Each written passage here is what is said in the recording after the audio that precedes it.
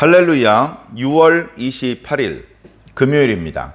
열왕기하 말씀 4장 38절부터 끝절 44절까지 말씀을 읽고 은혜 나누도록 하겠습니다. 엘리사가 다시 길갈에 이르니 그 땅에 흉년이 들었는데 선지자의 제자들이 엘리사의 앞에 앉은지라. 엘리사가 자기 사환에게 이르되 큰 솥을 걸고 선지자의 제자들을 위하여 국을 끓이라 하매 한 사람이 채소를 캐러 들에 나가 들포도 넝쿨을 만나 그것에서 들호박을 따서 옷자락에 채워가지고 돌아와 썰어 국 끓이는 솥에 넣되 그들은 무엇인지 알지 못한지라. 이에 퍼다가 무리에게 주어 먹게 하였더니 무리가 국을 먹다가 그들이 외쳐 이르되 하나님의 사람이여 솥에 죽음의 독이 있나이다 하고 능히 먹지 못하는지라. 엘리야가 이르되 그러면 가루를 가져오라 하여 솥에 던지고 이르되 퍼다가 무리에게 주어 먹게 하라 하매 이에 솥 가운데에 독이 없어지니라. 한 사람이 바알 살리사에서부터 와서 처음 만든 떡 곧 보리떡 20개와 또 자루에 담은 채소를 하나님의 사람에게 드린지라. 그가 이르되 무리에게 주어 먹게 하라.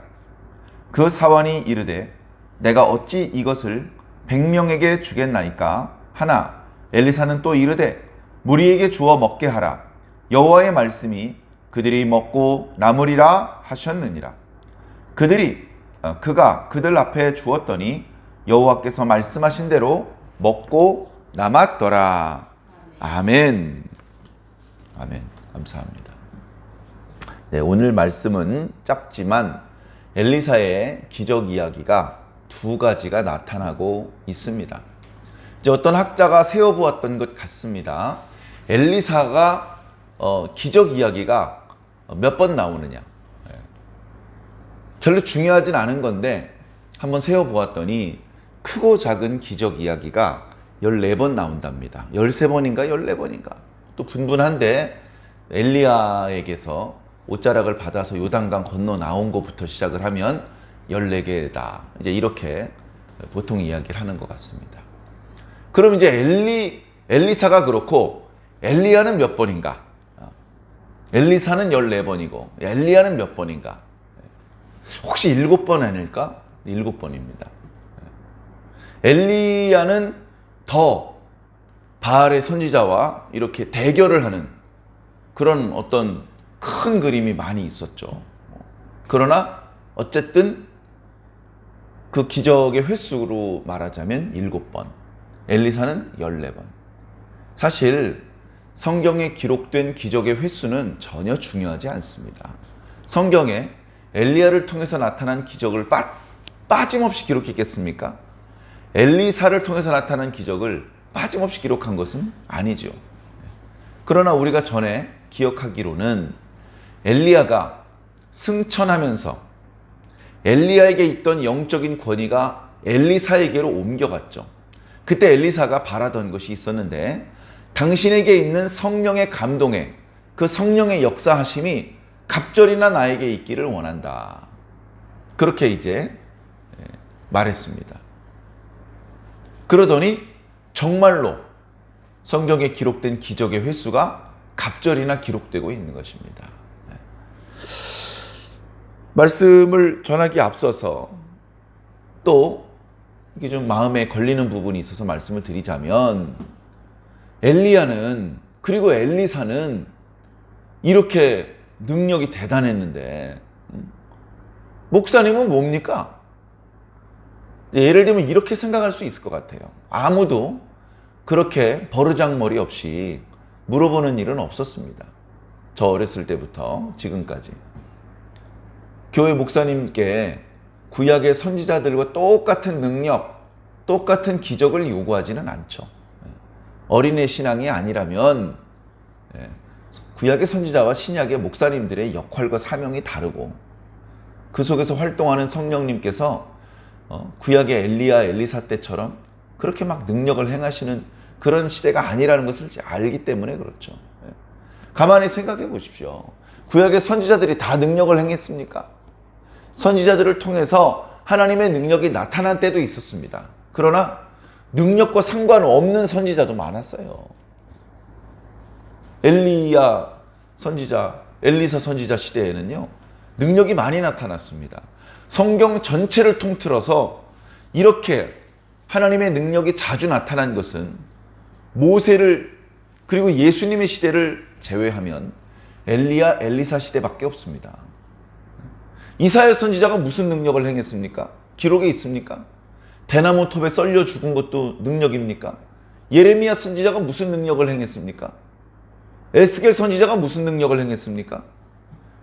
다니엘 선지자가 무슨 능력을 행했습니까?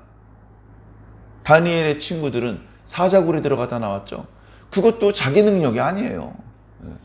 불 속에 들어갔다 나왔죠. 그것도 자기 능력이 아니란 말이에요. 이 엘리야와 엘리사는 옆에서 영적인 감각이 둔한 사람이 보면 아, 이거 선지자가 행한 능력이다, 이렇게 오해할 수 있는 그런 경우들이 있었죠. 그렇기 때문에 이런 말씀을 가지고 진짜로 오해해서 교회마다 있는 목사님들도 구약의 선지자와 똑같은 능력이 있을 것이다, 그렇게 생각하지는 않으시기 바랍니다. 이게 인간적인 관점으로 바라보면 너무나 앞뒤가 안 맞는 게 많거든요. 자, 기름병에서 기름이 떨어지지 않아. 얼마나 많은 그릇에 기름을 채웠는지 빚을 다 갚고도, 그리고 돈이 남아가지고 생활비를 할 정도야. 아, 그 정도 능력이면 가뭄의 성지자의 제자들이 굶습니까? 예? 선지자의 그 가족들이 빚을 지고 그래가지고 아들들이 이렇게 종살이를 할 위험에 처합니까? 선지자의 생도들이 배가 고파가지고, 그리고 거처할 처소가 없어가지고, 그래가지고 산에 올라가서 도끼질을 하고 산채를 지어서 거기서 생활합니까? 친구한테 도끼를 빌렸는데 도끼가 물에 빠져가지고, 그래가지고 그 도끼 값을 갚을 능력이 없어가지고 엉엉 웁니까? 오늘 말씀에 엘리사 선지자가 길갈에 있었는데, 길갈은 이스라엘 사람들에게는 아주 중요한 곳입니다. 희망적인 곳이고 영적인 곳이고, 여호수아 때 처음으로 가나안 땅을 밟았던 곳이 길갈입니다. 거기에 돌 12개를 세워서 우리 12지파가 절대 흩어지지 말자, 서로 사랑하며 돕자, 그리고 그 정복전쟁이 끝날 때까지, 언약궤가 실로로 옮겨질 때까지 광야에서 내내 돌아다니던 언약궤와 성막이 길갈에 거의 30-40년을 거기다 이렇게 언약궤를 설치를 하고 거기서 제사를 드렸습니다. 그래서 길갈은 이스라엘 사람들에게 아주 중요한 도시예요. 그 도시의 이름이 길갈인 것도 애굽에서 당했던 수치를 굴러가게 한다, 그런 의미가 있어서 그곳을 길갈이라고 불렀던 것입니다.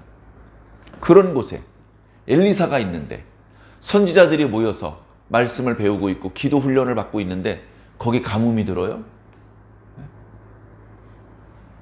있을 수가 없는 일이죠. 선지자가 있는데 무슨 가뭄이야. 다 가뭄이 들어도 선지자가 걸어다니는 곳에는 간혹 비도 내리고, 아무리 더워도 그늘이, 구름이 따라다니면서 그늘을 만들어주고, 그 선지자가 가지고 다니는 통에는 항상 밀가루가 떨어지지 않고 그래야 되잖아요. 근데 그렇지 않습니다. 엘리사 선지자도 지겹게 굶었고, 예수님처럼 얻어맞고 돌아다니는 정도는 아니었겠지만 고생할 만큼 했습니다. 그러니까 구약의 선지자처럼 됐으면 좋겠다, 그런 생각은 애시당초 버리시기를 부탁을 드립니다. 자, 말씀을 한번 살펴보겠습니다. 자, 길갈에 갔습니다. 갈멜산에도 가고요, 왔다 갔다 하다 수넴도 지나고 사마리아도 지나고. 자, 길갈에 있을 때 그 땅에 흉년이 들었어요. 자, 흉년이 왜 듭니까? 흉년은요, 비 안 오면 흉년이에요. 이른 비가 내려야 될 때 안 오고 늦은 비가 내려야 될 때 안 오면요, 농사 망칩니다. 흉년이 들면요, 곡식의 소출량이 급감합니다. 곡식의 소출량이 급감하면 백성들 중에 먹지 못하는 사람이 많이 생깁니다. 곡식의 가격이 천정부지로 뛰어오르겠죠. 외국에 나가서 비싼 값을 주고 양식을 사와야 됩니다. 그러면 국민 건강, 국가 경제 엄청나게 힘들어지는 거예요. 저 뒤에 8장쯤인가요? 거기 또 나오겠습니다만 하나님께서 명하셔서 이번엔 7년짜리 가뭄이 오기도 합니다. 7년짜리 가뭄. 견디기 힘든 가뭄이에요. 견디기 힘든 가뭄. 그러나 하나님께서 비를 주시는 것도 하나님의 뜻이고 그 속에 하나님의 메시지가 있는 것이고, 가뭄을 주시는 것도 하나님의 뜻이고 하나님의 메시지가 있는 것입니다. 아직도 이스라엘 왕은 여호람이에요. 아합의 아들입니다.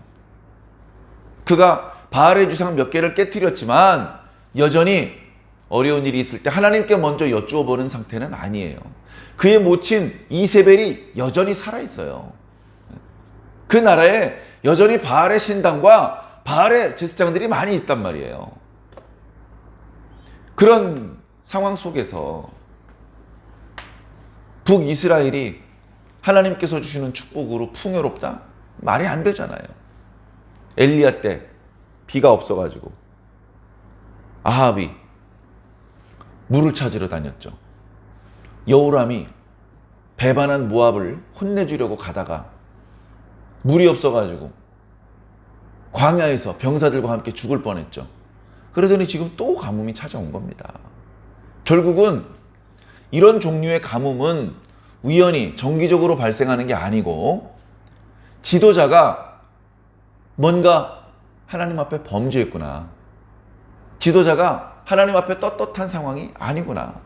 하나님께서 지도자 정신 차리게 하시려고 또 회초리를 드신 거구나. 그런데 가뭄이 내리면 왕만 불편해지는 게 아니고 그 밑에 있는 가난한 백성들, 평민들 다 힘들어지는 겁니다. 길갈에 있던 엘리사와 그와 함께 있던 선지자의 제자들 모두 배가 고파서 선지자를 통해서 하나님께 대해 배우고 있는데 뱃속에서 꼬르륵 소리가 나는 거예요. 꼬르륵 꼬르륵 여기저기서 소리가 납니다. 엘리사 선지자가 민망하니까 옆에 있는 사원한테 말합니다. 큰 솥을 걸어라. 거기다 물을 붓고 너희들이 가지고 있는 양식을 다 때려 넣어라. 그리고 불을 지펴라. 그리고 우리가 국을 좀 먹자. 이 국은요, 우리 대한민국 사람들이 사랑하는 김칫국, 된장국이 아닙니다. 우리는 보통 국물 위주로 밥을 먹는데 밥만 먹으면 입이 까실까실하니까 국물을 위해서 그렇게 조리를 할 때는 국이라고 말하고, 그 안에 이제 건더기를 위주로 먹을 때는 찌개라고 말을 합니다. 찌개, 물론 찌개에도 국물이 있지만 건더기가 많이 들어가는 그런 국을 보통 찌개라고 해서 그 안에 있는 건더기를 주로 또 반찬으로 먹고 그렇죠. 자, 그런데 오늘 말씀에 있는 국은 우리나라 사람들이 이제 흔히 먹는 국이나 찌개를 생각하시면 안 되고요. 예를 들어서 외국 사람들이 먹는 스튜 같은 걸 생각하시면 됩니다. 스튜. 그래서 거기 안에 많은 것을 넣죠. 야채도 넣고 국물도 넣고 고기도 넣고. 그래가지고 그 스튜가 부글부글 끓어서 이렇게 걸쭉해집니다. 걸쭉해지면 그거 자체가 하나의 요리고 음식인 거예요. 예. 그거를 만들라는 거죠. 물론 지금 가난하고 가뭄이기 때문에 솥은 큰 걸 걸었고 물은 이빠이 많이 넣었지만 거기에 들어갈 만한 곡류라든가 고기를 생각할 수가 없었을 겁니다. 자, 그래서 국이 끓고 있는데 그 중에 한 사람이 아이고 국 속에 건더기가 많아야 되는데 먹을 게 없네. 그냥 맹탕이네 맹탕이야. 해가지고 돌아다니다가 박을 발견한 거예요. 박. 여기 뭐 들포도다, 들호박이다 그러는데 포도도 아니고 호박도 아니고 그냥 야생 박을 발견한 겁니다. 그래가지고 이거 탐스럽게 열렸는데 아이고 이거라도 가져가서 썰어 넣자 해가지고 그것을 소매에 가득 따가지고 갑니다. 가져가서 대충 씻어가지고 썰어가지고 거기 국에다 넣는 거예요. 그게 예를 들면 감자라든가 아니면 진짜 우리가 아는 야생 밥같이 그냥 먹을 수 있는 정도면 좋은데 거기에 이제 독성이 있는 걸 아무도 모르는 것이죠. 그런 상태에서 어이구 뭐 많이 들어있는데 해가지고 그것을 떠서 나누어 먹는데 사람들이 딱 입에 대는 순간 아이고 이거 독이다! 아마 쓴맛이 났던 모양입니다. 너무 지나치게 쓰고 떫은 맛이 났던 모양입니다. 그래가지고서는 아이고 하나님의 사람이여 솥에 독이 있습니다. 먹을 수가 없습니다. 엘리사 선지자가 당황하지 않고 그 아껴두었던 밀가루 조금만 갖고 와봐라. 그래서 밀가루를 가져오니까 그걸 솥에다 던집니다. 잘 섞어가지고 다시 퍼먹어라. 그래가지고 어이구 독이 여전히 들어있는데 이거 어떻게 먹지? 먹어보니까 독이 없어졌어요. 그래서 배불리 먹고도 아무도 탈이 나지 않았다. 하나님의 능력을 국가 간의 전쟁이나 바알 그 우상 숭배자들을 몰아내는 일에 사용하셔야지. 이름도 알려져 있잖아요. 가난한 사람들. 그 사람들 국에 뭐 좀 더 이게 뭐 이런데 하나님의 능력을 낭비하십니까? 낭비가 아니다. 지난 시간에 말씀드린 대로 하나님께서는 국가 간의 문제, 종교의 문제뿐 아니라 이름도 알려져 있지 않은 일반 사람들의 건강과 그들의 행복에도 지대한 관심을 가지고 계신다. 왕들이나 귀인들이나 선지자들이나 제사장들만 하나님의 복과 풍요를 누리는 것이 아니라 그저 당신의 이스라엘 백성들 한 명 한 명이 하나님의 축복과 은혜를 입고 그렇게 복을 누리며 살기를 진심으로 바라신다. 교회 장로들과 권사들, 목사님들만 복 받는 게 아니고 교회에 특별한 공로가 없는 집사님, 성도님 그런 분들에게도 하나님의 축복이 흘러넘치기를 하나님께서는 지금도 바라고 계십니다. 그 하나님께서 그 다음 구절에 또 다른 기적을 보여주십니다. 자, 이번에는 어떤 사람이 멀리 길갈에 있는 엘리사 선지자까지 찾아왔습니다. 엘리사 선지자는 여전히 선지자의 제자들과 함께 있죠. 또는 그 길갈 지역의 시골 외딴 마을에 있는 그 마을 주민들과 함께 있는지도 모르겠습니다. 자, 근데 선지자가 길갈에 있다는 소문을 듣고 제법 먼 곳으로부터 어떤 사람이 찾아왔습니다. 그래가지고서는 보리떡하고 야채를 조금 주는데 이 보리떡을 보니까 처음 한 보리떡이에요. 무슨 뜻이냐면 보리 농사를 지어서 보리를 추수를 해가지고 새 보리, 햇보리로 만든 보리떡이라는 것입니다. 다시 말해서 맥추 감사절날, 요즘 우리말로 하면 맥추 감사절날, 옛날 말로 하면 뭐 우순절이나 이렇게 되겠죠. 그런 절기 때 제사장에게 바쳐야 될 그런 예물입니다. 근데 이 사람은 준비는 해놓고 그걸 제사장한테 바치지 않고 엘리사 선지자에게 바쳐요. 이 사람이 살고 있는 지역이 정확히 어딘지 지금 알기 어렵습니다. 그리고 이 사람의 이름도 소개되고 있지 않아요. 이 사람의 엘리사 선지자를 만나서 어떤 대화가 있었는지 어떤 축복의 말을 들은 없습니다.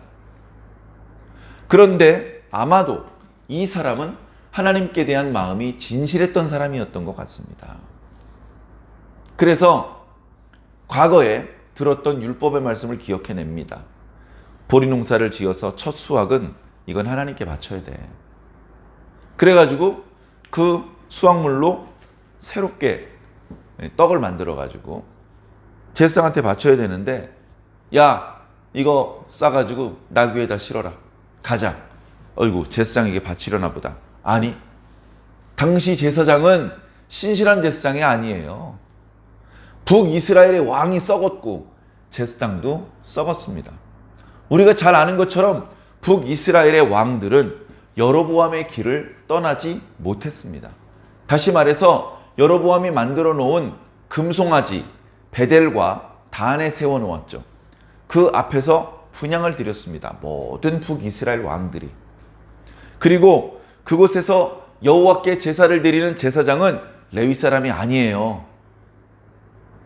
그런 제사장에게 제물을 바친다? 이거 다 의미 없는 일이라는 겁니다. 바알 숭배자 왕과 그리고 아론의 자손도 아닌 제사장에게 제물 바쳐가지고 뭐하냐. 그러나 우리 북이스라엘에는 진짜 하나님의 종이 있으니 지금 길갈에 있는 엘리사 선지자다.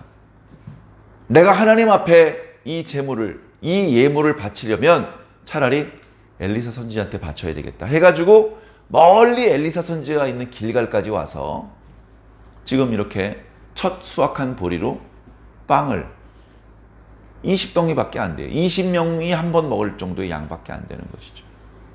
그리고 야채 조금을 바치는 겁니다. 엘리사 선지자가 고맙게 생각했겠죠. 그 사람의 진심을 알고 축복의 말을 해 주었을 것입니다. 그 사람은 돌아가서 틀림없이 복받았을 것입니다. 자, 그렇게 그 사람을 떠나 보내고 남아있는 주변 사람들에게 사원을 시켜서 여기 떡 가져온 거 너도 먹고 여기 있는 사람들 나눠줘라. 그렇게 말씀하시는 거예요. 그랬더니 사원이 깜짝 놀랍니다. 주인님, 여기 지금 100명도 넘게 있어요.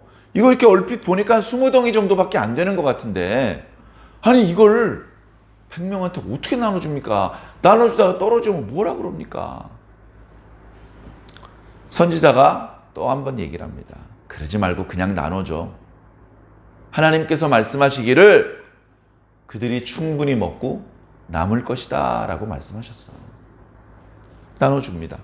나눠주는데 정말로 먹고 남아요. 어디서 많이 들었던 이야기죠? 예수님께서 보여주셨던 5병이어 7병이어의 기적입니다. 보리떡 5개로 5,000명을 먹이시고 12바구니에 남은 것을 거두었어요. 남은 게 처음 나눠주기 시작했던 것보다 훨씬 많아요. 7병이어는요. 보리떡 7개로 4,000명을 먹이고요.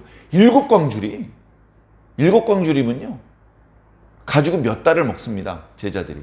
내다 팔아도 되겠어요. 어떻게 그게 가능했죠? 예수님이니까 하나님께서 해주신 겁니다. 엘리사 선지자가 기적을 행한 줄 알았는데 국그릇에 밀가루를 집어넣어서 그 속에 독이 사라지게 한 것도 성경에 하나님께 기도한다는 그런 설명이 없을 뿐이지 엘리사 선지자는 기도한 것입니다. 그래서 하나님께서 독을 제거해 주신 것입니다. 거기 있는 선지자들의 생도들, 그거라도 먹고 배고픔을 달래라고 하나님께서 도와주신 것이죠. 지금도 말하지 않습니까? 여호와의 말씀에 먹고도 남을 거다. 먹고도 남을 거다. 엘리사 선지자가 기적을 베푼 게 아니라 하나님께서 기적을 베풀어 주신 것입니다. 저희 교회가 소속되어 있는 동부가 대회에 제가 좋아하고 존경하는 목사님이 있습니다. 그 목사님의 이름과 교회 이름을 말씀드리지는 않겠습니다. 그런데 그 목사님은 무엇으로 유명한가 하냐면요. 기도해서 병자를 고쳐주는 것으로 유명해요. 기도해서 병자를 고쳐주는 것으로 유명해요. 그쯤 되면 막 사람들이 밀려들 것 같고 막 목사님 돈이 많을 것 같아. 그렇지 않습니다. 왜 그렇지 않은가 봤더니 이 목사님 말씀이 1000마디가 그래요. 어떻게 그렇게 많이 병을 고쳐주십니까? 목사님께서 대답을 하시는데 1000마디가 병은 하나님께서 고쳐주시는 거야. 자기는 그걸 한순간도 잊어버린 적이 없대요. 그래서 교만해지지 않을 수 있는 거예요. 그리고 자기가 기도해 준다고 다 고쳐지는 게 아니랍니다. 그 병자가 병이 고쳐질만 하면 고쳐지는 것이고 그 병자가 병이 고쳐지면 안 되는 사람이 있대요. 그러면 어떻게 기도해도 병이 고쳐지지 않는답니다. 그래서 기도해주고 또 상담을 한답니다. 상담하는 과정에서 그 사람이 가지고 있던 잘못된 생각을 바로잡아 준대요. 말씀으로 가르쳐 주는 것이죠. 그래서 그 사람이 건강한 의식을 갖게 돼서 다시 기도하면 병이 고쳐진답니다. 병은 하나님께서 고쳐주신다는 거예요. 저는 그 목사님을 처음엔 잘 몰랐는데 대화를 나누면서 많이 깨달았습니다. 아, 여기도 이렇게 신실하신 목사님이 계시는구나. 그분은 노회에서 또는 대회에서 노회장과 대회장으로서 그렇게 이제 추천을 많이 받는데 계속 손사래를 칩니다. 아, 나는 그런 거 필요 없어. 나 이제 조금 있으면 은퇴할 나이인데 아이고 이 나이에 아이고 젊은 사람들이 해야지. 항상 그런 말씀이에요. 표정이 얼마나 인자한지 모릅니다. 교회가 저 외진데 멀리 떨어져 있는데도요. 임원 모임 같은 거 하면요. 빠지는 법이 없어요. 젊은 사람들에게 얼마나 귀감이 되는지 모릅니다. 우리가 목사는 목사도 그렇게 살아야 되고 성도들도 그런 마음을 가지고 살아야 되는 것입니다. 하나님께서 해주시는 겁니다. 예배 시간에 은혜 받았죠. 목사가 무슨 은혜를 줍니까? 하나님께서 주시는 거예요. 하나님께서 전도도 되게 하시는 것이고요. 하나님께서 교회 재정도 충만하게 해주시는 것이고요. 교회도 부흥시켜 주시는 겁니다. 교회도 건축하게 다 하나님께서 해주시는 거예요. 사람을 통해서 하시죠. 그래서 우리는 하나님께도 감사하고 사람에게도 고마움을 표현해야 되는 것입니다. 사랑하는 성도 여러분, 우리의 모든 범사에 하나님의 복을 받으시기 바랍니다. 신명기 말씀에 너희들이 들어가도 복을 받고 나가도 복을 받고 너희 떡반죽 그릇까지도 복을 받을 것이라고 하셨는데 그저 복 받고서 우리 지갑만 복 받길 바라지 마시고 여러분들의 전 인격과 여러분들의 일상 전체에 하나님의 놀라운 은혜와 축복이 임하시기를 예수님 이름으로 간절히 축원합니다. 아멘.